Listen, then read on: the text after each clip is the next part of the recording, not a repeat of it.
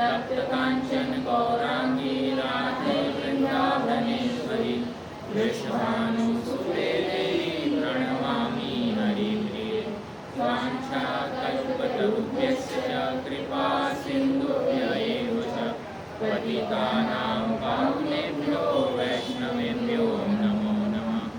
जय श्री कृष्ण चैतन्य प्रभु नित्यानंद श्री अद्वैत गदाधर श्रीवासादि गौर भक्तवृंद। हरे कृष्णा कृष्णा कृष्णा हरे हरे हरे राम राम राम हरे हरे।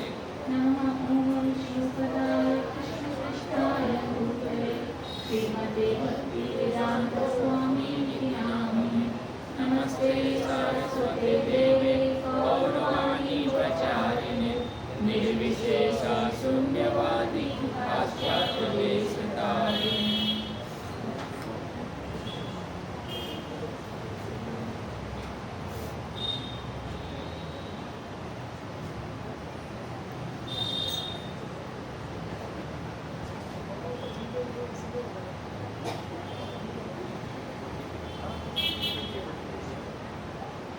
तो शास्त्रों में कहा गया है कि पूरे ब्रह्मांड में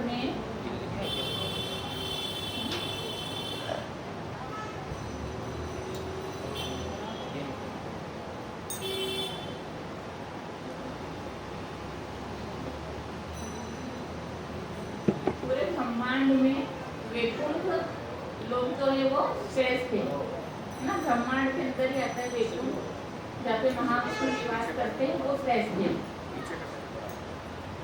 वैकुंठ से श्रेष्ठ मथुरा है, क्योंकि मथुरा में क्या किया है, भगवान ने जन्म लिया है, प्रकट हुए हैं। मथुरा से श्रेष्ठ वृंदावन है। क्यों? क्योंकि वृंदावन में भगवान ने क्या करा है, अपनी लीलाएं की है, बाल लीलाएं की है। वृंदावन से श्रेष्ठ क्या है, गोवर्धन। गोवर्धन क्यों श्रेष्ठ है वृंदावन से? क्योंकि वहाँ उसको भगवान ने 7 दिन और 7 रात तक क्या करा, अपनी उंगली पर उठा के रखा है ना, अपने प्रत्यक्ष संपर्क में रखा। और उससे श्रेष्ठ क्या है, राधा कुंड ना। वैकुंठ, मथुरा, वृंदावन, गोवर्धन, इन सबसे श्रेष्ठ क्या है, राधा कुंड। मतलब राधा कुंड की इतनी महिमा है कि पूरे ब्रह्मांड का सर्वोच्च स्थल राधा कुंड है। अगर हम और कहीं भी चाहते हैं तीर्थ करने से, अगर हम राधा कुंड चाहते हैं तो सारे तीर्थों का फल मिलता है। तो इतना श्रेष्ठ है राधा कुंड। क्यों? क्योंकि वहाँ पर राधा रानी और भगवान कृष्ण की प्रेम लीलाएं, मतलब जो प्रेम प्रकट हुआ है राधा कुंड में, ना, तरल रूप में प्रेम प्रकट हुआ है। तो इसलिए राधा कुंड क्या है, सबसे श्रेष्ठ है, सर्वोच्च ना। तो उसका हम आज थोड़ा बहुत कोशिश करेंगे, है ना। पूर्व परंपरा से प्रार्थना करते हैं कि हम समझ पाए और उसको स्मरण कर पाए। तो ये इसकी कथा इस प्रकार स्टार्ट होती है।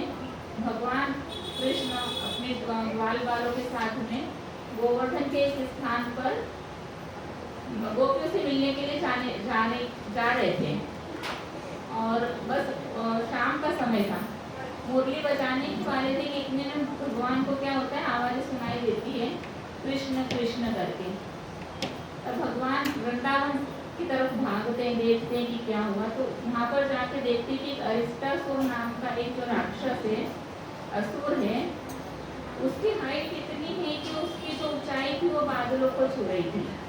इतना बड़ा भयंकर बेल के रूप में वो राक्षस था, है ना। आकार कैसा था उसका, बेल का, लेकिन कितना बड़ा था कि उसका जो हम पे जो पीछे जो कुबड़ होता है बेल का, वो उसके आसपास बादल आ गए, इतना उसका हाइट था। और इतना भयानक और भयंकर गर्जना करते हुए वो वृंदावन में प्रवेश कर रहा था भगवान कृष्ण का वध करने के लिए। तो भागते हुए आ रहा था, तो उसके जो पैर पड़ रहे थे वृंदावन की भूमि पर, तो वहाँ पर बड़े बड़े गड्ढे बन रहे थे, क्योंकि इतना भारी शरीर है। जब वो भागता हुआ जाएगा तो क्या हो रहा था, पूरे ब्रज में क्या हो रहे थे, गड्ढे बनते जा रहे थे बड़े बड़े। और मल मूत्र त्याग करते हुए जा रहा था। तो इतना मल मूत्र त्याग बन जा रहे थे उसके मल से, और मूत्र से पूरी नदियां बह रही थी, और आवाज करता हुआ भयंकर गर्जना करता हुआ वो प्रवेश कर रहा था वृंदावन में। वहाँ के जो गर्भवती स्त्रियां थी, जो गोपियां थी, और जो पशु थे गाय वगैरह, उनका गर्भपात हो गया। इतनी उसकी भयंकर गर्जना से इतना डर हो गया। जब भी होता है गोप को, है ना, गोप जो ग्वाल वाले, तो वो क्या करते हैं, भगवान कृष्ण के नामों का उच्चारण करते हैं, है ना, कृष्ण कृष्ण कृष्ण बचाओ, कृष्ण बचाओ। भगवान ने आवाज दी तो भगवान भागे वृंदावन की तरफ। जब उन्होंने देखा कि ये अरिष्टासुर है, तो भगवान को कोई फर्क नहीं पड़ता है असुरों से, है ना, भगवान के लिए तो खिलौने के समान होता है उनको मारना। तो खड़े हो गए, और उनका जो फ्रेंड, एक सुबल नाम का जो ग्वाल बाल था, उसके कंधे पर ऐसे हाथ रखकर आराम से खड़े हो गए। जब भगवान को राक्षस ने, असुर ने ऐसे आराम से खड़े हुए देखा, तो और ज्यादा क्या हो गया, उसको क्रोध आ गया, है ना। उसको लगा कि ये मेरा दुश्मन है, इसको कोई फर्क नहीं पड़ रहा है, मैं इतना भयानक गर्जना कर रहा हूँ, भयानक रूप लेकर आया हूँ। तो वो और ज्यादा क्रोधित हो गया, उसकी आंखें और ज्यादा लाल लाल हो गई। भगवान ने क्या करा, हंसते हुए गए और उसकी साइड में 18 ठोकर मारी, तो 18 मील दूर फेंका गया। 18 मील दूर जाके मतलब बहुत पीछे चला गया। तो वो और ज्यादा क्रोधित हो गया और गुस्से में आ गया, है ना। कोई भी जो दुश्मन पे प्रहार होता है तो और ज्यादा गुस्से में आ जाता है। तो फिर उसने क्या करा, वो भागता हुआ आया वापस से, और भगवान को 14 मील पीछे धकेल दिया। तो ऐसे दोनों में युद्ध होता रहा बहुत देर तक, काफी संध्या का टाइम था, काफी देर तक युद्ध हुआ। फिर उसके बाद में भगवान ने क्या करा, उसकी गर्दन पकड़ी, उसको गोल गोल घुमाया। तब भगवान उसको गोल गोल घुमा रहे थे, तो सब क्या कर रहे थे, ग्वाल बाल ताली बजा रहे थे, क्योंकि उनको पता लग गया था कि अब क्या होने वाला है, ये खत्म हो जाएगा, है ना, इसकी मृत्यु हो जाएगी। तो सारे ग्वाल बाल क्या करने लगे, ताली बजाने लगे, और जो देवी देवता के ऊपर से उसको की वर्षा करने लगे। घुमाते घुमाते उसके प्राण निकल गए, भगवान ने उसको पटक दिया। अब क्या हुआ कि वो जब नीचे गिरा, पृथ्वी पर मृत्यु हो गई उसकी, तो वे एक सुंदर ब्राह्मण के रूप में परिवर्तित हो गया। जो अरिष्टासुर था, एक सुंदर ब्राह्मण बन गया। अब इसका पूर्व जन्म की कथा है कि क्या हुआ था, कि क्यों अरिष्टासुर बना। तो बताते हैं कि जब ये ब्राह्मण था, तो बृहस्पति का शिष्य था, जो बृहस्पति गुरु बृहस्पति के शिष्य था ये। एक दिन क्या हुआ, ये गुरु के सामने से पैर फैला के बैठा हुआ था, है ना। गुरु के सामने विनम्रता से बैठना चाहिए, लेकिन ये क्या कर रहा था, इसे अशिष्ट तरीके से पैर फैला के बैठा हुआ था। तो बृहस्पति जी को अच्छा नहीं लगा, उन्होंने बोला कि तुम कितने अशिष्ट हो, है ना, कैसे बेलों के जैसे पैर फैला के बैठे हो। तो उन्होंने उसको श्राप दे दिया कि तुम जाओ पृथ्वी पर और क्या बन जाओ, असुर बन जाओ। और फिर वो यहाँ पर क्या बना, अरिष्टासुर बना। अरिष्टासुर के रूप में उसका जन्म हुआ बंग देश में, जो आज का क्या है, बांग्लादेश है। वहाँ पर इसका ये जन्म लिया इसने। तो कंस जो था वो दिग्विजय कर रहा था पूरी पृथ्वी पर, तो वो बांग्लादेश पहुंचा, मतलब बंग देश में पहुंचा, और वहाँ पर इन दोनों के बीच में युद्ध हुआ, अरिष्टासुर और इन दोनों के बीच में। तो अरिष्टासुर को कंस ने हरा दिया। तो फिर उसको क्या करना पड़ा, अरिष्टासुर को कंस की शरण ग्रहण करनी पड़ी। तो फिर वो कंस के सारे पर और कार्य करता था। तो अभी कंस ने भगवान कृष्ण का वध करने के लिए अरिष्टासुर को वृंदावन भेजा था। तो जितने भी राक्षस थे, जैसे पुतना और अठासुर, बकासुर, ये सब क्या थे, अलग अलग पहले कहीं रहते थे, है ना। और कंस ने इनके ऊपर विजय प्राप्त करके इनको अपने कंट्रोल में कर लिया था। तो ये इसीलिए सब एक एक करके कंस के कहने पर क्या कर रहे थे, भगवान को मारने के लिए वृंदावन जाते थे। तो सबकी मृत्यु हो गई थी। अरिष्टासुर भी आखिरी था, फिर इसके बाद में भगवान मथुरा के लिए चले जाते हैं ना, ये इस लीला के बाद में। तो अरिष्टासुर को बताया जाए कि वो जो धर्म होता है, मतलब अहंकार का प्रतीक था, है ना। लेकिन जब भगवान बताते कि जो धर्म जो का फॉलो करता है, धर्म के पथ पे चलते हुए अहंकार करता है ना, क्योंकि बेल किसका प्रतीक है? धर्म का प्रतीक होता है ना। लेकिन बेल के रूप में, धर्म के रूप में वो क्या कर रहा था? असुर का काम कर रहा था, अहंकार का प्रतीक था। तो भगवान को कभी भी अहंकार सहन नहीं होता है ना। और वो भी किसका? जो धर्म के पथ पर चलते हुए अहंकार कर रहे हैं। तो इसलिए भगवान ने क्या करा? उसका दमन किया है ना। तो हमको भी शिक्षा लेनी चाहिए कि कभी भी हम जब भक्ति कार्य करते हैं या धर्म के पथ पर चल रहे हैं तो फिर अहंकार नहीं आना चाहिए है ना। और हमको भगवान से प्रार्थना करनी चाहिए कि हमको इन सब अनर्थों से क्या करें? दूर रखें। तो भगवान जिसके पास में रहते हैं उनको क्या होता है? भय नहीं होता है ना। इसलिए भगवान को क्या बोला गया? अभय भी बोला जाता है ना। हमारे पास में अगर भगवान है तो हमें किस चीज का डर है ना? सबसे बड़ा डर किस चीज का होता है दुनिया में? मृत्यु का होता है। हर कोई मृत्यु से डरता है ना। लेकिन जो भगवान के भक्त होते हैं मृत्यु से नहीं डरते। तो ये अरिष्टासुर का वध करके सारे बाल बहुत प्रसन्न थे, सब बहुत प्रसन्न, देवी देवता प्रसन्न थे। अब भगवान कहाँ जाते हैं? गोवर्धन जाते हैं है ना। क्यों? क्योंकि वहां पर उनको क्या करना था? राधा रानी से मिलना था। तो राधा रानी और गोपियों के पास में जब भगवान कृष्ण जाते हैं अपने ग्वाल बालों के साथ में,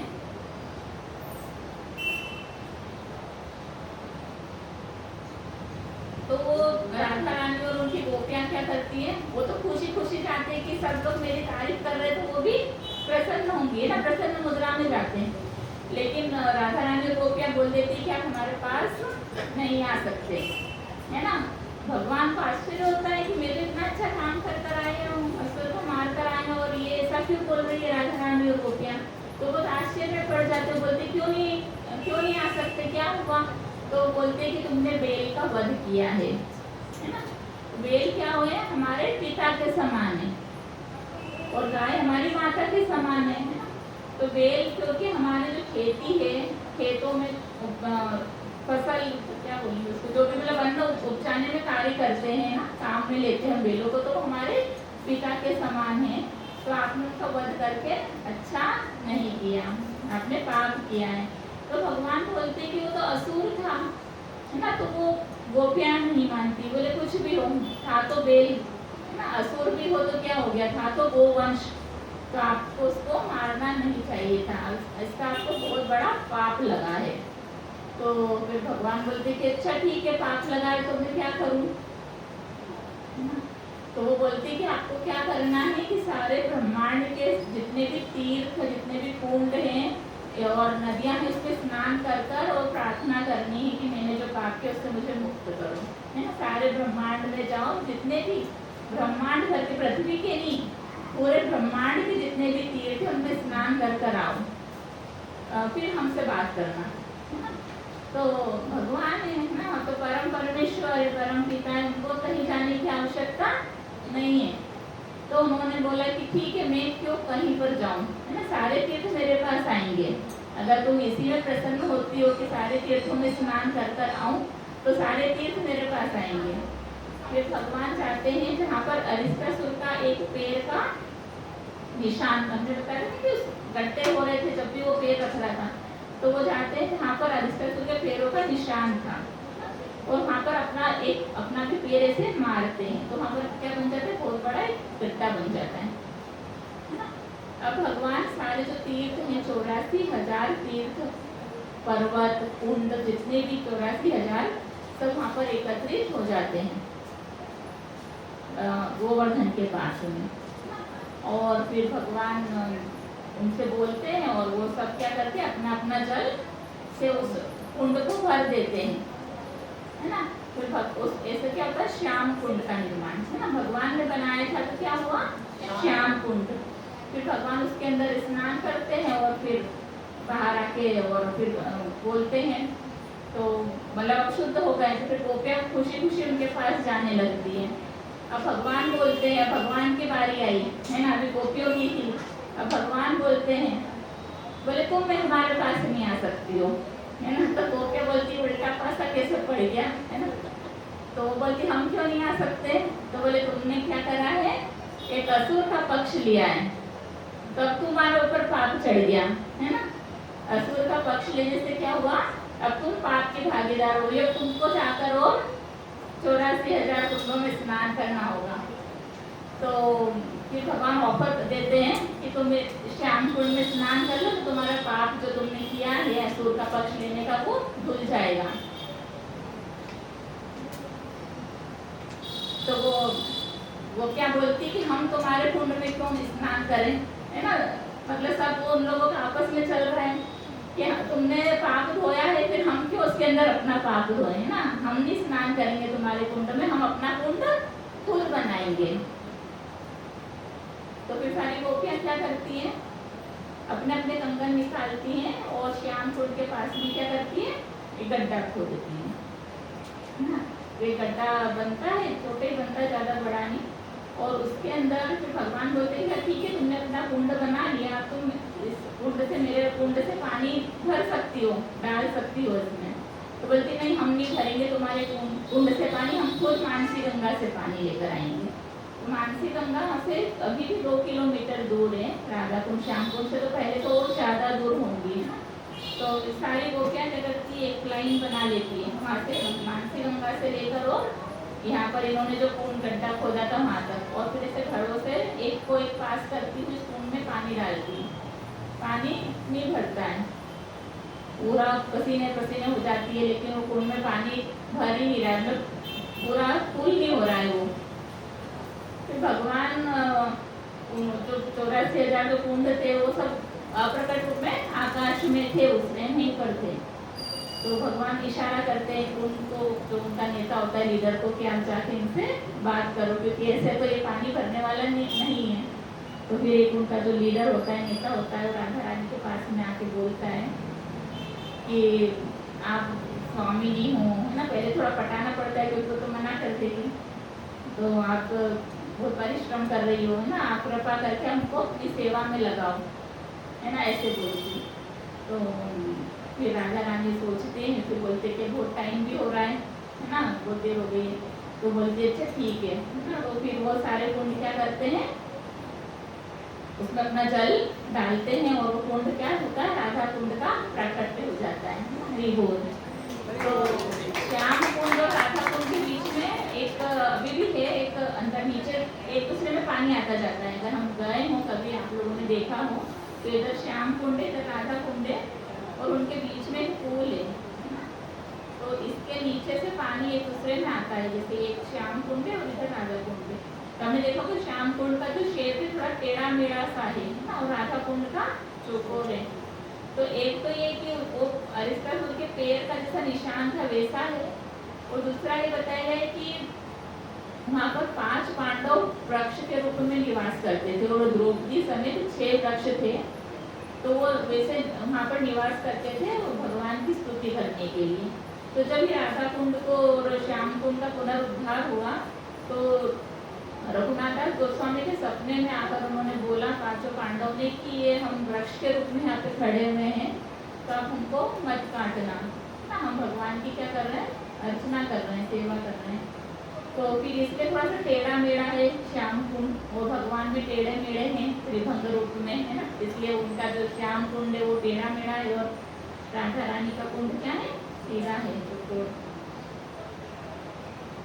तो ये करते करते कितनी बज गई थी रात की, 12, है ना। राधा कुंड का निर्माण बहुला अष्टमी के दिन हुआ है, रात के 12 बजे, है ना। तो बहुला अष्टमी भी कार्तिक में आती है, तो कार्तिक में रात के 12 बजे उसमें स्नान करने का बहुत महत्व है राधा कुंड के अंदर, है ना। और उसी दिन रात को 12 बजे के आसपास उसमें क्षीर सागर से दूध प्रवाहित होता है, दिखता है क्लियर, है ना। अगर हम में से कोई जाए और देखे, वैसे तो बहुत भीड़ होती है राधा कुंड में उस दिन, लेकिन अगर किसी के सौभाग्य हो तो देखेगा तो व्हाइट कलर की धारा बहती हुई दिखती है, मतलब भगवान साक्षात है ना, ऐसा हम फील कर सकते हैं वहाँ पर। क्योंकि जो सारा जो जल है वो क्या है, पवित्र है सारा, है ना, ये भगवान के धाम से आया हुआ है राधा कुंड का जल। तो और अभी भी जैसे वहाँ पर पुनरुद्धार हुआ था, तो हमने सुना है कि जब अभी खाली करा था थोड़े टाइम पहले, उसको साफ सफाई करके फिर उसके अंदर जल भरा था, तो नीचे से अलग अलग रंगों की धाराएं निकल रही थी, है ना। जब उसका पूरा कुंड का पानी पलटा और उसको सफाई करी, तो मतलब अंदर से पानी आ रहा है पाताल लोक में से, और पानी इतना आता है कि राधा कुंड में कि बस उसके लेवल तक रहता है, उसके ऊपर नहीं रहता है। ये तो अगर कंटिन्यूस कहीं से पानी आ रहा है तो ओवरफ्लो होना चाहिए ना, लेकिन ओवरफ्लो नहीं होता है, पानी उतना ही रहता है जितना कि उसको जरूरत है, लेकिन पानी कंटिन्यूस आता है ना। तो ये भगवान का एक चमत्कार ही है। जैसे राधा कुंड का निर्माण हुआ रात के 12 बजे।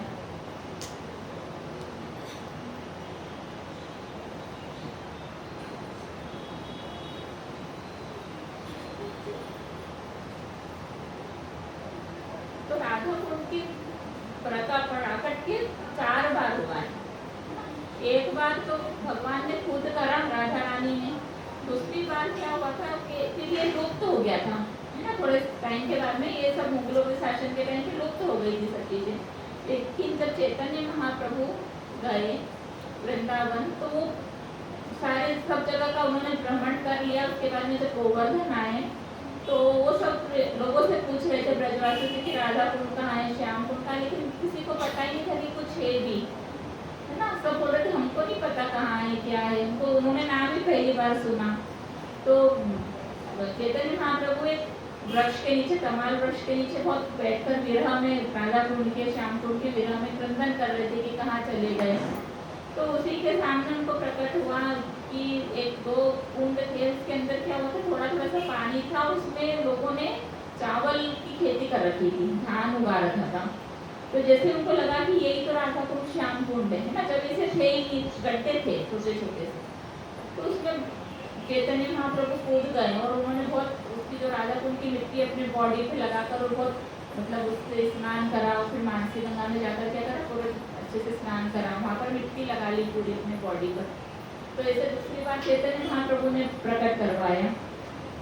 तीसरी बार रघुनाथ दास गोस्वामी का आपने नाम सुना होगा कि रघुनाथ दास गोस्वामी राधा कुंड पर तपस्या करते थे। तो जब ये पूरा बना हुआ नहीं था, जैसे अभी दिख रहा है वैसा नहीं था, बस कुंड जैसा ही था, आसपास सारा जो पक्का निर्माण नहीं करा हुआ था। तो क्या होता था कि जब वो तपस्या करते थे, क्योंकि वो जब पूरा 3 भर 1 लाख नाम लेते थे ना भगवान के, और 1000 बार प्रणाम करते थे वैष्णव को, और सिर्फ छाछ पीकर रहते थे 3 दिन में एक बार, फिर थोड़ी सी छाछ पीते थे, और दिन भर क्या करते थे, हरिनाम का जाप करते थे। तो उधर से परिक्रमा करते थे सनातन गोस्वामी रोज गोवर्धन की, है ना। तो वो आते थे परिक्रमा करते हुए, देखते थे कि ये जो है रघुनाथ दास ये ऐसे धूप में, बारिश में, ठंड में बैठा रहता है। उन्होंने ना पेड़ के नीचे बैठते थे, तो जैसे राधा कुंड के किनारे पे बैठ के और अपना नाम जप करते रहते थे। तो उन्होंने देखा एक बार क्या हो रहा है कि भगवान कृष्ण लाठी लेकर खड़े हुए हैं। क्यों? क्योंकि राधा कुंड पर एक जो बाघ था, एक शेर था, वो पानी पीने आया था। तो वो उनको उन पे हमला कर सकता था ना रघुनाथ दास गोस्वामी पर, तो उनकी रक्षा करने के लिए लाठी लेकर खड़े हुए। अब सनातन गोस्वामी देख सकते हैं, हर कोई नहीं देख सकता है भगवान को। तो उन्होंने बोला रघुनाथ दास गोस्वामी को कि आप अपने लिए कुटिया बना लो, कि आप भगवान से सेवा करवा रहे हो, या मतलब आप जब किस लिए कर रहे हो, सेवा करने के लिए। लेकिन क्या यहाँ पर क्या हो रहा है, उल्टा हो रहा है कि भगवान आपकी सेवा कर रहे हैं। तो रघुनाथ दास गोस्वामी उस पर इतना ध्यान नहीं देते हैं और हाँ कर और छोड़ देते हैं, फिर अपने नाम जप में लग जाते हैं। फिर थोड़े दिनों के बाद फिर वो परिक्रमा करते हुए आते गोवर्धन की, फिर देखते कि राधा रानी ने क्या कर रखा, उनके सिर पे पल्लू लेके खड़ी हुई है। क्यों? क्योंकि भूख बहुत तेज आ रही है और उनके भक्त को भूख ना लगे इसलिए। तो फिर वो आके बहुत डांटते हैं रघुनाथ दास गोस्वामी को कि आप कैसे आप जप कर रहे हो, कैसे आप भगवान की ध्यान में मग्न हो कि आपको पता ही नहीं कि भगवान डायरेक्ट आपके आगे सेवा कर रहे हैं, राधा रानी आपके ऊपर पल्लू लेके खड़ी हुई है, आप अपनी कुटिया क्यों नहीं बनाते। तो फिर रघुनाथ दास गोस्वामी अपनी कुटिया बनाते हैं और फिर उसके अंदर बैठ के जप करते थे उसके बाद में। तो उसके बाद में फिर उन्होंने एक व्यापारी थे, वो बद्रीनाथ जा रहे थे, बहुत पैसा था उनके पास में, काफी धन था, वो बद्रीनाथ जाकर और वहाँ पर क्या करना चाह रहे थे, डोनेशन देना चाह रहे थे कि वहाँ पर अच्छे से मंदिर का। और इधर रघुनाथ दास गोस्वामी की इच्छा होती है कि ये को मैं थोड़ा कुंड को थोड़ा ठीक करवा दूँ, लेकिन पैसा नहीं है ना, उसके लिए धन चाहिए। तो जब इच्छा करते हैं भक्त तो भगवान उनकी इच्छाओं को पूरी करते हैं। तो वो जो व्यापारी बद्रीनाथ गया था, उनको भगवान ने वहाँ पे सपने में दर्शन देके बोला कि आप यहाँ पर कुछ भी डोनेशन मत दो, आप जाओ राधा कुंड और वहाँ पर आपको एक मिलेंगे रघुनाथ दास गोस्वामी। आप उनकी इच्छा है कि राधा कुंड का निर्माण करने की, तो सारा आप जो अपना पैसा है, जो लक्ष्मी है, आप वहाँ पर डोनेट करो। फिर वो व्यापारी कहाँ आते हैं, राधा कुंड आते हैं और फिर वहाँ पर वो पूरा चारों तरफ से उसको ठीक से बनाते हैं। ये तीसरी बार उद्धार हुआ। चौथी बार राजा मानसिंह उद्धार करते हैं उसका। जो अभी हम जो देख रहे हैं प्रेजेंट में, वो राजा मानसिंह के द्वारा करवाया हुआ है, जो पूरा पक्का और प्रॉपर जो देखते हैं, सीढ़ियाँ वगैरह बनी हुई है। तो 100-150 साल पहले राजा मानसिंह ने उसका उद्धार करा। से 4 बार अभी तक राधा कुंड का उद्धार हुआ। और जितने भी बड़े बड़े हमारे आचार्य हैं, जितने भी वहाँ के भी रहने वाले जो ब्रजवासी, सब राधा कुंड में उनकी कुटिया है और वहाँ पर जाकर वो भजन करते हैं। और जो रघुनाथ दास गोस्वामी की अभी तक जो वहाँ पर एक कुटिया है, यहाँ गए होंगे हम लोग ना, राधा कुंड के पास में ही है बिल्कुल। तो 24 घंटे वहाँ पर क्या होता है, कीर्तन होता है ना। कोई ना कोई भक्त वहाँ पर बैठकर और कीर्तन करते हैं 24 घंटे, पूरे 12 महीने। तो ऐसे राधा कुंड की महिमा है। राधा कुंड में भगवान ने राधा रानी को एक आशीर्वाद दिया था कि आप यहाँ पर, मतलब अगर आपके जल में कोई स्नान कर लेगा तो उसको एकदम से क्या होगी, कृष्ण प्रेम की प्राप्ति हो जाएगी ना, भगवत प्रेम की प्राप्ति हो जाएगी। और ऐसी राधा रानी ने भी कृष्ण को बोला था कि आपके कुंड में कोई स्नान करेगा तो सारे जितने भी तीर्थ हैं उसके स्नान करने का फल मिलेगा। तो ऐसे दोनों ने एक दूसरे को प्रेज करा था। तो अभी भी राधा कुंड में लोग स्नान करते हैं, लेकिन उसके लिए हमारे जो सोसाइटी में हमारे जो गुरु हैं, हमारे जो आचार्य हैं, उन्होंने थोड़े से प्रतिबंध लगाए हैं कि हमको कैसे स्नान करना चाहिए। तो जैसे प्रभुपाद एक बार अपने सब शिष्यों को लेकर आए थे बाहर से, विदेशों के शिष्य आए थे, तो प्रभुपाद ने उनको बोला कि आप राधा कुंड में स्नान करो। तो वो तो इतना उनको पता नहीं था, तो राधा कुंड में स्नान करने में जैसे स्विमिंग में करते हैं ना, खेलने लग गए वो लोग, पानी से एक दूसरे के ऊपर उछालने लग गए, ऐसे करने लगे। तो फिर प्रभुपाद ने सबको बाहर निकाला कि ऐसे नहीं करना है, ये पवित्र जगह है, हमको यहाँ पर जाकर ऐसे मस्ती नहीं करनी है राधा कुंड में, इससे क्या होगा, अपराध होता है। तो फिर जब से फिर हमारे जो गुरुजन है, उन्होंने बोला कि आपको अगर जाना ही है राधा कुंड में, अगर स्नान करना ही, तो पहले हमको क्या करना है, राधा कुंड से प्रार्थना करनी है ना, और अपने चरणों पे पानी डाल के पहले उनको शुद्ध करना है। फिर धीरे से अगर आपको एक डुबकी लगाने से लगा सकते हैं, तो वो भी नहीं लगाना है ना। हमारे जो गुरु महाराज को आज्ञा बच्चे देते थे कि आपको आचमन करना है, 3 बार आप अपने ऊपर जल छिड़क लो, क्योंकि उसके लिए बहुत पवित्र आत्मा होना आवश्यक है अगर हम राधा कुंड में जाकर वो स्नान करते हैं तो। लेकिन ब्रजवासियों के लिए तो छूट है, और क्योंकि तो ब्रजवासी तो पुण्य आत्माएं हैं, पहले उनका ब्रज में जन्म हुआ है, हम जैसे लोगों का नहीं है सौभाग्य है। तो हमको बहुत बचना चाहिए कि हम कोई अपराध ना करें।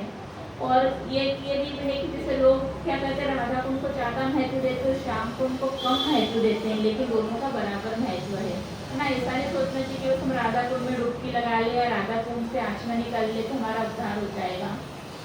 जहाँ पर हम अगर लक्ष्मी जी की सेवा करते तो हमको पहले नारायण की सेवा करनी चाहिए ना, तो लक्ष्मी अपने आप हमारे पास आएगी।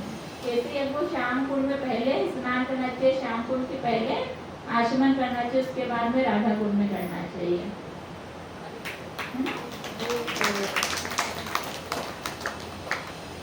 इस पेज पे ये था। अब आप और कुछ सुनना चाहते हैं या राधा कुंड के बारे में, तो इतना ही मैं बोल पाई है ना, क्योंकि और क्या बोलेंगे हम बाकी।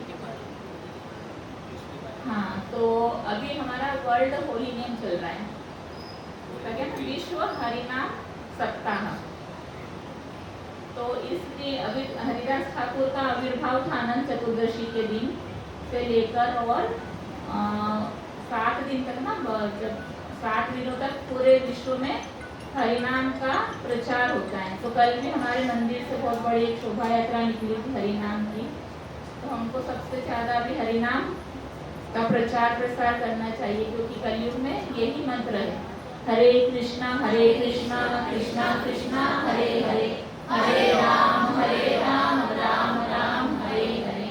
कलि संकरण उपनिषद में लिखा है कि कलयुग में सिर्फ एक ही नाम, हरेर नाम हरेर नाम एव केवलम कलो नास्तेव नास्तेव नास्तेव गतिरन्यथा।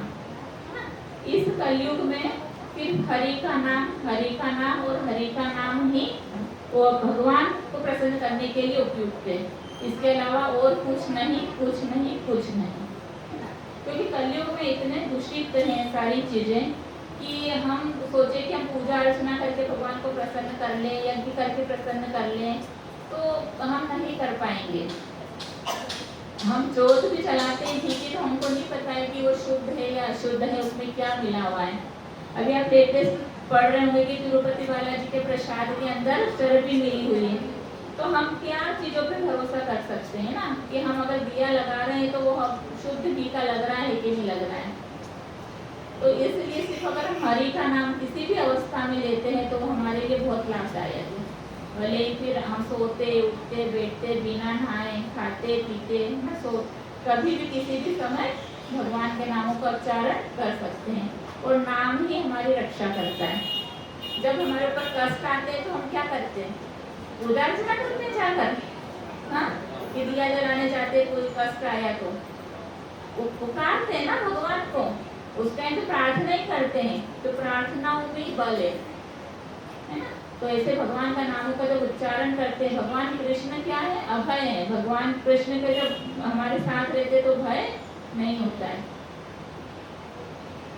और हमारे खुद के सबके एक्सपीरियंस होंगे ये सब चीजों में, है ना, कि कितनी परेशानियों से हमको भगवान कब कैसे बचा लेते हैं हमको पता नहीं चलता है ना। हमको लगता है कि ये हमारे कारण वाले, कि भगवान बचा लेते हैं हमको। सभी के साथ में होती है चीजें, भले भक्त हो या अभक्त हो, लेकिन भक्तों को तो भगवान बिल्कुल अपनी देख रेख में रखते हैं, है ना। कि जहाँ पर हाथ कटना रहता है वहाँ पर क्या होता है, उंगली कटती है ना। जब कोई बड़ा हादसा होना रहता है, लेकिन भक्तों के साथ भी कुछ ना कुछ चीजें होती है। ऐसा तो नहीं कि भक्तों के साथ कुछ नहीं हो, क्योंकि प्रारब्ध तो हम लोग कर आए हैं ना, प्रारब्ध तो कटेंगे। लेकिन जब बहुत बड़ा कुछ होना रहता है वहाँ पर छोटा सा होकर वो रह जाता है ना, भगवान उसको बहुत कम मात्रा में कर देते हैं। तो इसलिए हमको हरि नाम का प्रचार करना है, खुद भी हरि नाम लेना है ना। जब हम खुद हरि नाम करेंगे तभी तो हम प्रचार कर पाएंगे। हम खुद ही नहीं करेंगे तो हम कैसे बोलेंगे किसी को, है ना। जैसे कथा आती है इससे रिलेटेड, एक बार एक महिला, एक लेडीज अपने छोटे से बच्चे को लेकर एक गुरु के पास जाती है और गुरु से बोलती है कि ये बहुत मीठा खाता है ना, तो आप इसको मना करो कि मीठा नहीं खाए। क्योंकि वो पेरेंट्स की तो बच्चे सुनते नहीं है ना, किसी और ने बोला है तो सुन लेंगे। तो गुरु जी बोलते हैं, बोले कि आप 8 दिन बाद आना। तो वो 8 दिन बाद जाती है, तो फिर वो बच्चे को बोलते हैं कि मीठा मत खाया करो, एक लाइन बोलते हैं बस। तो फिर वो बोलती महिला कि ये चीज़ तो आप 8 दिन पहले भी तो बोल सकते थे कि मीठा मत खाया करो, इसके लिए आपने 8 दिन क्यों वेट करा। तो गुरुजी बोले मैं खुद मीठा खाता था, तो मैं उसको कैसे मना करूं, है ना। तो 8 दिन उन्होंने मीठा नहीं खाया, तब उन्होंने उठाकर, मतलब क्या उपदेश कब दे सकते हैं हम, कि जब हम खुद फॉलो कर रहे हैं तभी तो असर होगा ना। अगर हम खुद फॉलो नहीं कर रहे हैं तो हम उपदेश देंगे तो कोई सामने वाले के ऊपर भी उसका कोई प्रभाव नहीं पड़ता है। तो आप लोग सब बहुत भाग्यशाली हो, है ना, कि आप लोगों को हरिनाम यहाँ पर सहज सुलभ तरीके से करने के लिए मिल रहा है। लोगों को इतनी दूर दूर तक मंदिर आना पड़ता है ना, लेकिन आपको हर सप्ताह भी यहीं पर कथा श्रवण करने के लिए मिल रहा है, हरिनाम जाप करने के लिए मिल रहा है। तो आपको पूरा सहयोग कर और इसको फायदा उठाना चाहिए। और कुछ, और प्रभुपाद का जो आगमन हुआ था अमेरिका में, वो भी 17 सितंबर को पहुंचे थे, तो इसलिए भी इस उपलक्ष्य में भी 7 दिन तक हरिनाम का उत्सव हम लोग मनाते हैं। तो बहुत सारे रीजन है। जो कि जो हमारे हरिदास ठाकुर उनको क्या उपाधि दी गई है? नाम आचार्य की, है ना। और किसने दी? चैतन्य महाप्रभु ने स्वयं, क्योंकि वो 3 लाख नामों का जप करते थे रोज हरिदास ठाकुर। किसको बोलते? 3 लाख नाम जप करने में लगते 22 घंटे। 22 घंटे वो हरिनाम का जप करते थे और 2 घंटे वो विश्राम करते थे और जो खाना पीना होता था वो करते थे, है ना। 3 लाख नाम जप किए बिना वो कुछ खाते नहीं थे। तो इतने, इसलिए उनको नाम आचार्य कहा गया है। और इसी उपलक्ष्य में इसलिए हरिनाम का सप्ताह चलता है पूरा वर्ल्ड में, है ना। ऐसा नहीं कि सिर्फ नहीं चल रहा है, कभी तो अमेरिका हो, इंग्लैंड हो, कहीं पर भी हो, अफ्रीका हो, रशिया हो, सब दूर क्या चल रहा है? अभी हरिनाम उत्सव चल रहा है। और आप लोगों का कोई क्वेश्चन हो तो कर सकते हैं, ठीक है। तो ये बहुलाष्टमी के दिन क्या था? एक और स्टोरी हम बता दें। जो बहुलाष्टमी के दिन राधा रानी का प्राकट्य तो वही था, राधा कुंड का प्राकट्य तो, लेकिन जो बहुला वन है ना, वहीं पर एक बहुला करके गाय थी। तो उसके ऊपर एक जो शेर होता है, वो जंगल में चरने गई थी गाय, घास चरने। तो एक जो शेर होता है वो क्या करता है? उसको रोक लेता है, बोलते हैं कि आज मैं तुम्हें खाऊंगा। अच्छी ताजी मोटी ताजी गाय होती है। तो गाय बोलती है कि अभी तुम मुझे मत खाओ, मेरा बछड़ा जो है वो मेरा इंतजार कर रहा है, तो मैं उसको दूध पिलाकर आती हूँ, उसके बाद में आप मुझे खा लेना, मैं आ जाऊंगी। तो वो विश्वास नहीं करता कि एक बार घर जाने के बाद कौन आएगा, मैं नहीं छोड़ूंगा, कितना अच्छा भोजन मुझे मिला है। तो वो बोलती कि नहीं, मैं पक्का मतलब प्रॉमिस करती हूँ कि मैं आऊंगी वापस। फिर वो गाय जाती है बछड़े के पास में और बछड़े को दूध पिलाकर बछड़े को बोलती है कि अब बेटा मुझे अब जाना होगा, क्योंकि शेर मेरा इंतजार कर रहा है खाने के लिए। तो बछड़ा बोलता है कि नहीं, आप क्यों जाओगे, मैं जाऊंगा, है ना। बछड़ा ऐसे बोलता है। तो बोलती नहीं, तुम तो भी छोटे हो, है ना, मैंने तो अपना जीवन देख लिया है, मैं जाऊंगी, क्योंकि मैंने उससे वादा करा है, तुमने नहीं करा है। तो बछड़ा और इन दोनों की बातें जो ब्राह्मण होता है वो सुन लेता है, जो इनका पालक होता है, जिसकी गाय होती है। तो पहले के जमाने में पशुओं की आवाज भी समझते थे लोग। तो जब ब्राह्मण सुनता है कि गाय बछड़े आपस में से बात कर रहे कि मैं जाऊंगा, तो ब्राह्मण बोलता है कि नहीं, तुम दोनों मत जाओ, मैं जाता हूँ। तो फिर तीनों में ये सलाह मशवरा करके हम तीनों ही जाते हैं। तो जब ये तीनों जाते हैं वहाँ पर, तो शेर बोलता है कि अरे वो आज तो मेरी फिक्स हो गई, 3 जने आए ब्राह्मण, मनुष्य का मांस भी खाने को मिलेगा, बछड़े का भी, गाय का भी। तो फिर वो उनसे पूछते कि पहले किसको खाऊं, है ना। तो वो बोलता है मेरे को खाओ, वो बोलता है मेरे को खाओ, सब बोलने लग जाते हैं। ब्राह्मण बोलता है मुझे खा लो, इन दोनों को छोड़ दो। बछड़ा बोलता है नहीं, इन दोनों को छोड़ दो, मुझे खा लो। गाय बोलती नहीं, मैंने तुमसे वादा करा है, मुझे खाओ। तो भगवान कृष्ण को प्रसन्न होते हैं जब ये देखते हैं, क्योंकि भगवान की ही लीला होती है। तो भगवान कृष्ण स्वयं अवतरित हो जाते हैं वहाँ पर। और फिर वो जो शेर रहता है वो अग्निदेव होते हैं, मतलब परीक्षा लेते हैं इनकी तीनों की। तो वो भी फिर उनको आशीर्वाद देते हैं। और फिर वो जो वन होता है उसका नाम बहुला, गाय के नाम से बहुला वन हो जाता है, जो अभी भी है वृंदावन में। तो ऐसे बहुलाष्टमी की कथा है, लोक कथा है, किसी युग में हुई होगी, ये अभी की तो बात नहीं है। तो ये बहुलाष्टमी की एक ही है कथा, और एक राधा कुंड निर्माण की है, ठीक है। हरे कृष्णा। एक बार हम हरे कृष्णा हम उनको उच्चारण करेंगे। हरे कृष्णा कृष्णा कृष्णा हरे हरे, हरे राम राम राम हरे हरे। हरे कृष्णा। थैंक यू माता जी, आपने बड़े अच्छे से हमको राधा जी की सुनाई। तो माता जी के लिए 3 बार हरे कृष्णा मंत्र का उच्चारण करेंगे। हरे कृष्णा कृष्णा कृष्णा हरे हरे, हरे राम राम राम हरे हरे, हरे कृष्णा कृष्णा कृष्णा हरे हरे, हरे राम राम राम हरे हरे, हरे कृष्णा कृष्णा कृष्णा हरे हरे, हरे राम राम हरे हरे। आपको कुछ प्रश्न उत्तर करना चाहते हैं, बताइए। किसी को कोई प्रश्न है? हाथ उठा कर बता सकते हैं, पूछ सकते हैं। मेरे ख्याल से नहीं है, तो ठीक है। अब हम जब करेंगे